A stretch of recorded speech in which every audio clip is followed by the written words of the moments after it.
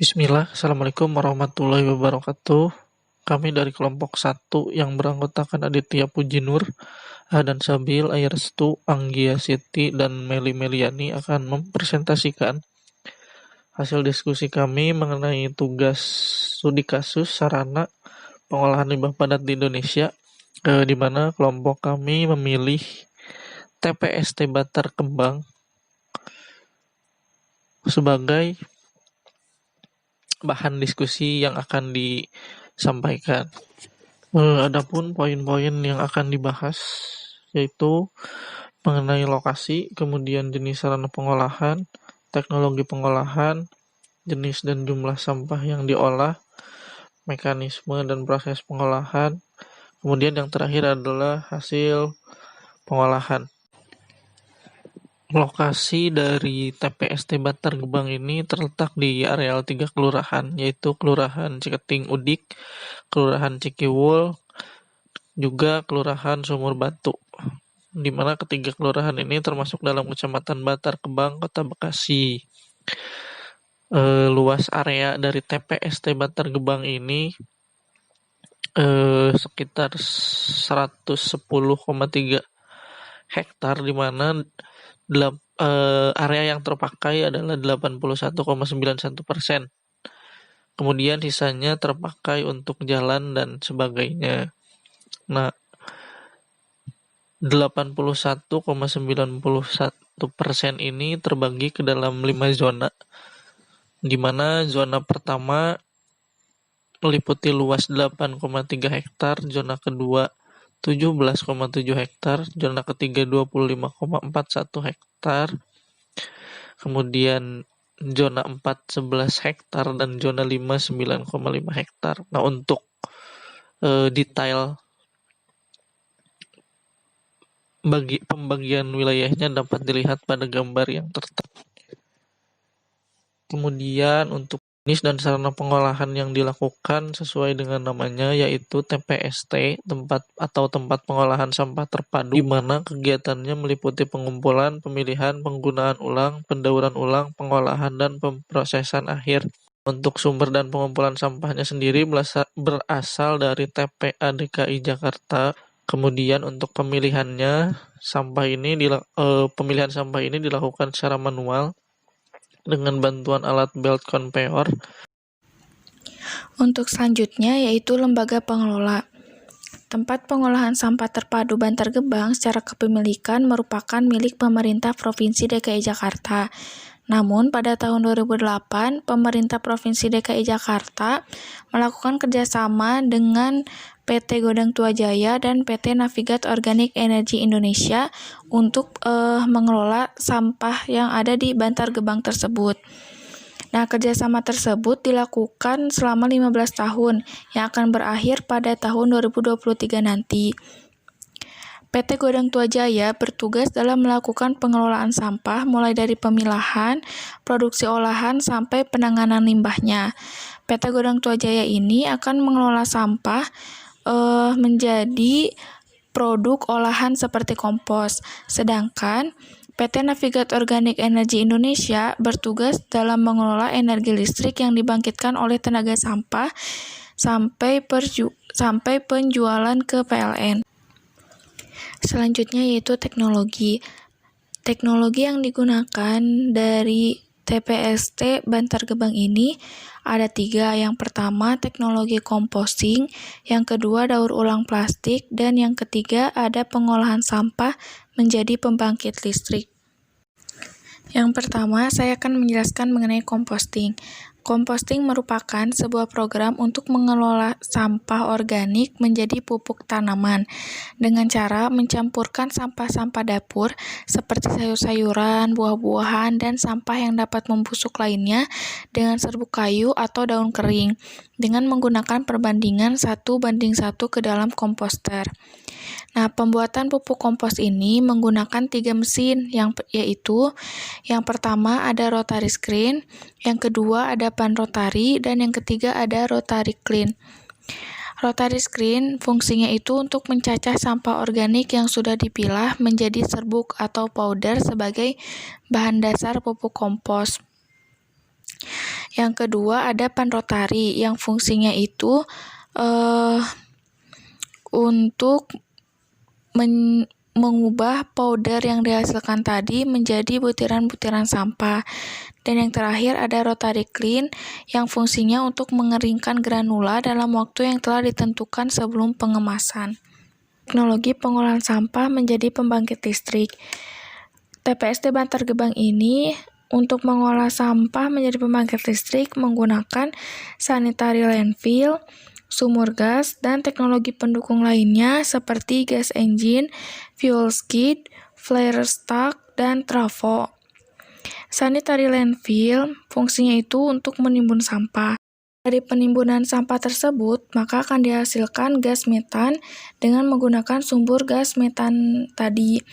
Nah, gas metan tersebut yang nantinya akan digunakan sebagai pembangkit listrik setelah disalurkan ke dalam gas diesel atau gas engine di power plant dan diinterkoneksikan dengan jaringan PLN. Selanjutnya, jenis dan jumlah sampah yang diolah. Jenis-jenis sampahnya yang pertama, sampah organik. Sampah organik atau sampah basah atau sampah hayati adalah jenis sampah yang berasal dari jasad hidup sehingga mudah membusuk dan dapat hancur secara alami. Contohnya, ada sampah sisa dapur, daun-daunan, sayur-sayuran, buah-buahan, daging, ikan, nasi, dan potongan rumput atau daun atau ranting dari kebun. Yang kedua, sampah anorganik. Sampah anorganik atau sampah kering atau sampah non-hayati ini adalah sampah yang sukar atau tidak dapat membusuk, merupakan sampah yang tersusun dari senyawa non-organik yang berasal dari sumber daya alam, tidak terbaharui seperti mineral dan minyak bumi atau dari proses industri. Contohnya ada botol gelas, plastik, tas plastik, kaleng, styrofoam, kertas, dan logam. Sampah non-organik ini tidak dapat diuraikan oleh alam sama sekali, dan sebagian lain dapat diuraikan dalam waktu yang sangat lama.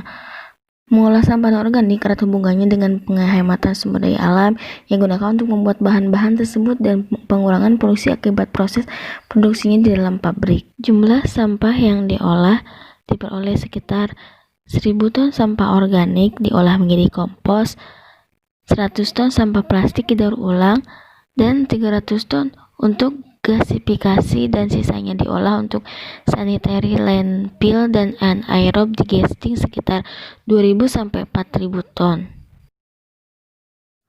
Masuk ke pembahasan mengenai mekanisme dan proses pengolahan sampah di Bantar Gebang Bekasi. Secara umum mekanisme pengolahan sampahnya yaitu diantaranya sampah-sampah rumah tangga diambil dengan menggunakan truk sampah yang kemudian dibawa ke TPST.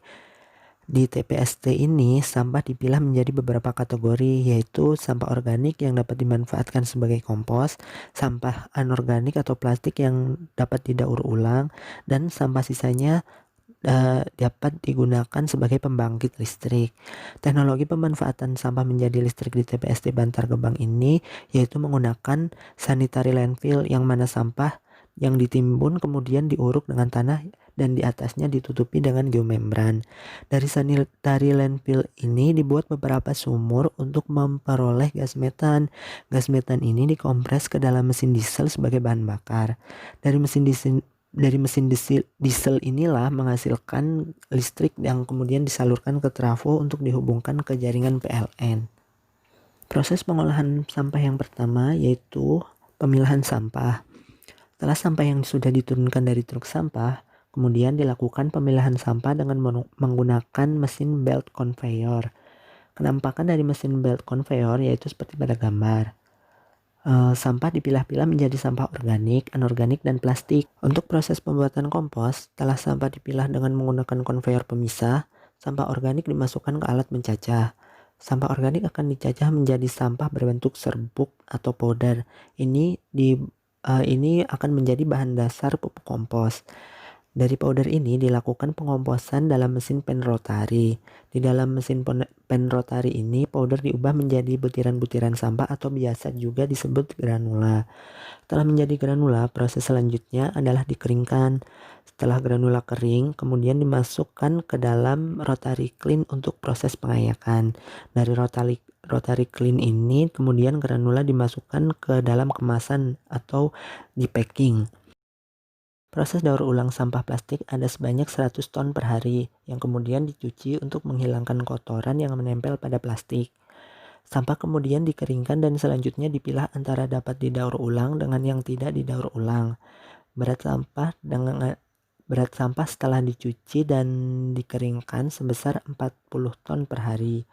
Untuk sampah plastik yang dapat didaur ulang seperti kantong plastik, botol susu, botol deterjen, botol lotion, dan botol-botol alat kecantikan atau mandi, kemudian dilakukan pencacahan dalam bentuk biji-biji plastik yang kemudian dapat diolah menjadi produk-produk plastik lain seperti rumput sintesis, ember, alat-alat perkantoran, dan suku cadang kendaraan bermotor. Sementara untuk sampah plastik yang tidak dapat didaur ulang seperti botol air mineral, botol minuman bersoda, botol sampo, botol obat kumur, dan botol untuk selai roti, ini merupakan sampah-sampah yang memiliki titik leleh atau lebur yang sangat tinggi. Pada proses pembuatan PTLSA atau pembangkit listrik tenaga sampah, sisa sampah dibentuk menjadi sanitary landfill, yaitu sampah yang ditimbun kemudian diuruk dengan tanah dan di atasnya ditutupi dengan geomembran. Dari sanitary landfill ini dibuat beberapa sumur untuk memperoleh gas metan seperti pada di gambar. Dari sanitary landfill ini menghasilkan gas dengan komposisinya yaitu gas metan sebesar 45 hingga 65%, gas karbon dioksida sebesar 25 hingga 40%, dan gas nitrogen sebesar 10 hingga 20%. Kemudian difilter untuk memperoleh gas metana. Lalu gas metana ini dipompa menuju generator. Mesin generator ini merupakan buatan dari Jenbacher AG Austria. Jenbacher ini adalah manufaktur mesin yang sangat berpengalaman dalam membuat gas engine untuk pemakaian gas spesial. Satu gas engine mempunyai kapasitas pembangkit 1 MW dengan tegangan 400 volt. Voltase 400 volt ini dinaikkan dengan trafo step up menjadi 20 kilovolt ampere untuk diinterkoneksikan dengan jaringan PLN. Dan yang terakhir yaitu penjelasan mengenai hasil pengolahan sampah di Bantar Gebang. Nah, setelah dijelaskan sebelumnya bahwa teknologi proses pengolahannya itu kan dibagi menjadi 3 ya. Ada yang masuk ke dalam pengolahan teknologi composting, pengolahan daur ulang sampah plastik, dan perubahan menjadi energi listrik. Maka hasil pengolahan pun dibagi menjadi 3 atas dasar pengolahan teknologinya. Nah, untuk hasil pengolahan teknologi composting, TPST Bantar Gebang ini telah terbangun 3 hanggar pengolahan kompos dengan kapasitas 300 ton per harinya.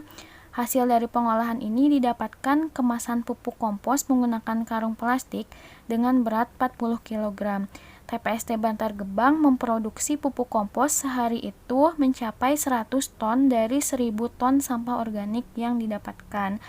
Nah, kemudian untuk hasil pengolahan daur ulang sampah plastik yang telah dilakukan pemilahan yang termasuk ke dalam daur ulang kelompok jenis ini yang merupakan sampah plastik yang tidak dapat dibuat menjadi pupuk kompos atau jika ditimbun pun tidak akan hancur dengan waktu yang lama sehingga dilakukan proses pengolahan daur ulang. Didapatkan sampah plastik yang benar-benar tidak dapat didaur ulang ini sebanyak 24 ton per harinya sang proses penjualan dan 8 ton per hari untuk sampah plastik yang masih bisa dilakukan proses pencacahan dalam bentuk biji plastik dan dari jumlah total keseluruhan yaitu 100 ton per harinya. Kemudian ada pengolahan sampah menjadi energi listrik. Nah, di TPST Bantar Gebang ini dapat beberapa sumur. Nah, dalam satu sumur ini mampu menghasilkan 25 meter kubik gas metana per jamnya. Nah, kemudian telah dihasilkan 3 megawatt dari 26 megawatt yang ditargetkan. Nah, direncanakan mencapai target itu pada tahun 2023. Di TPST Bantar Gebang ini PT PLN sudah terikat kontrak untuk membeli listrik yang dihasilkan di PLTS Bantar Gebang ini nilai Rp850 per kWh. Terima kasih atas perhatiannya. Mohon maaf apabila banyak kesalahan. Wassalamualaikum warahmatullahi wabarakatuh.